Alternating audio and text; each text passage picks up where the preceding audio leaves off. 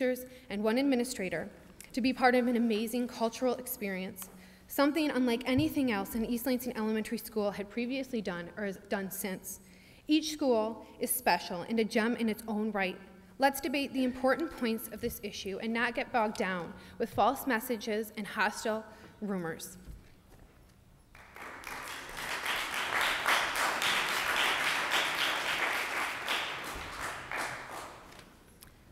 Peter Berg, followed by Dennis Blankenship and Helena Tibebe.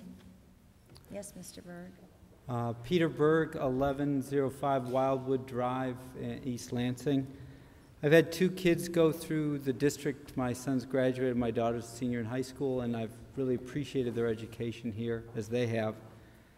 I decided when we moved here about 12 years ago to locate in East Lansing, largely because of the diversity within the district and the commitment of East Lansing to education for all kinds of kids from all kinds of different families was a big draw. We located in the Glen Cairn neighborhood, but there were reconfigurations and discussions years ago as things changed, and my kids bounced from Glen Cairn to Marble, then back to Glen Cairn, and my daughter Glen Cairn to Marble, and moved around. And their experience in doing that was, we were very concerned at the time, and there were all kinds of fights back then about that.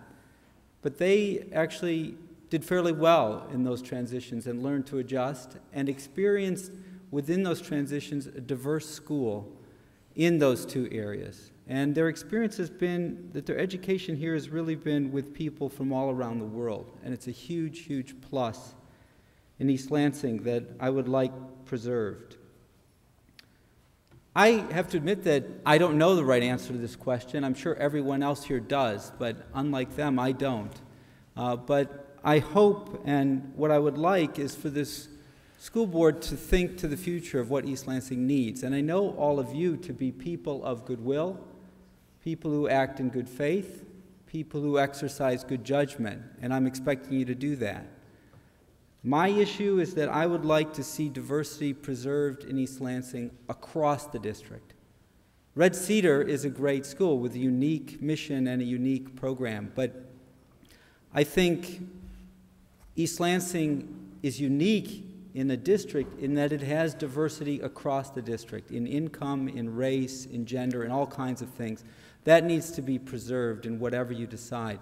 And to preserve internationalism across the district, which is another great quality. When all the little kids from the grade schools get to the high school, it's so evident, if you come, what this district is about.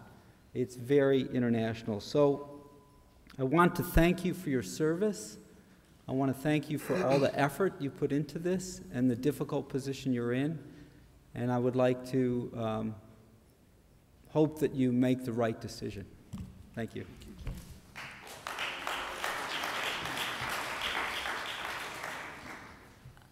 Dennis Blankenship, Helena Tibebe, and is Scott here? Scott Carney?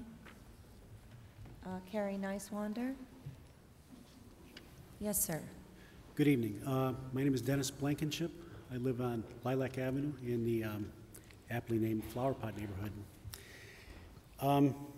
Some years ago, a young couple walking down Lilac Avenue stumbled across a house for sale, took a look inside, took a look at the school, fell in love with the school and neighborhood, and they decided to stay.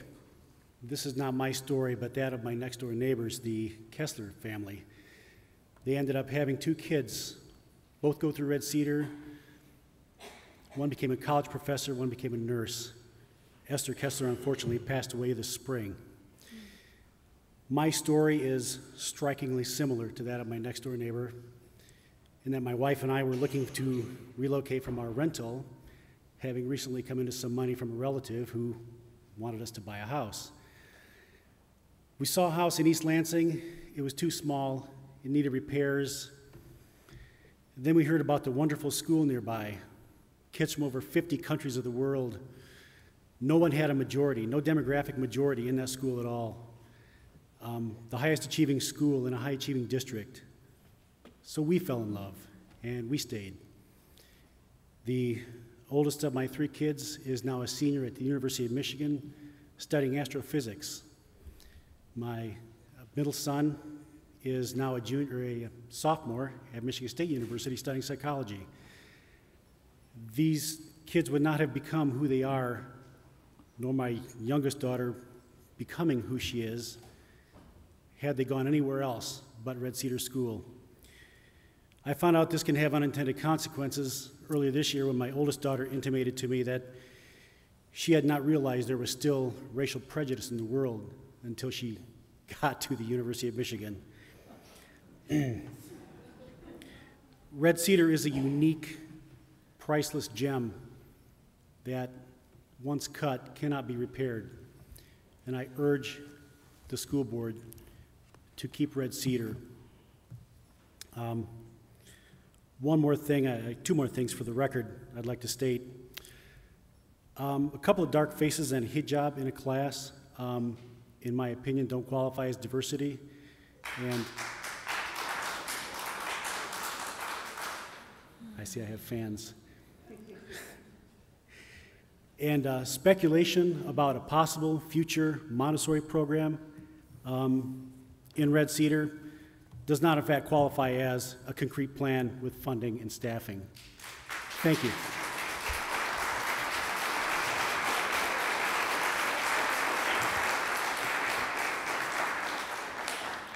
Is Helena here?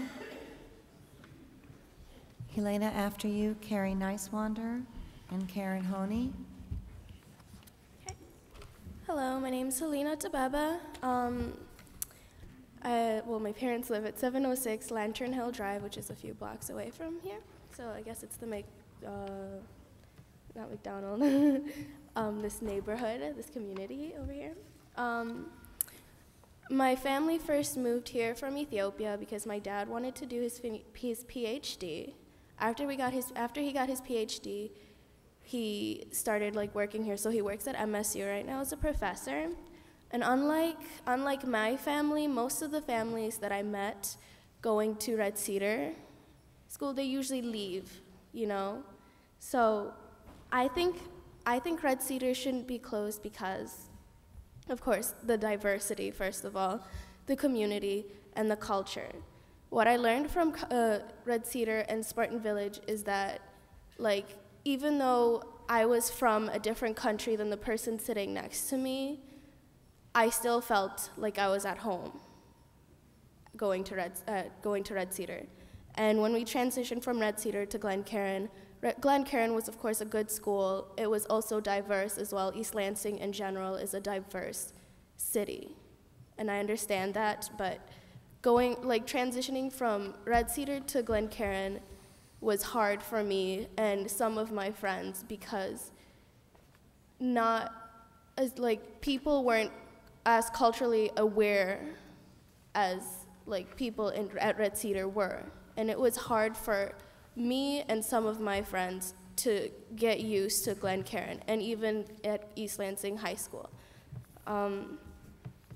I recently learned that Red Cedar was closing a few weeks ago from an email thread that I got from a former classmate who was actually in the same class with me at Red Cedar.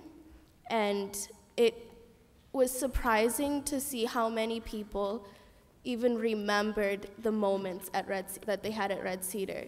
There are people from Korea, from all over the world that still remember moments that I even couldn't remember. And this was all from Red Cedar. And it was surprising to me because I didn't even know how they could get affected that way from just going to this school. And even though it might just be a school, it's still, it has so much effect on people. And I really think that that school is necessary for our community because it's unique. It has that uniqueness to it that I don't think any other school can make or have. Okay, that's all. Thank you. Thank you.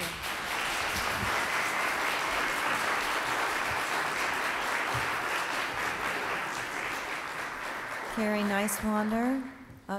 Carrie, after you, Karen Honey, and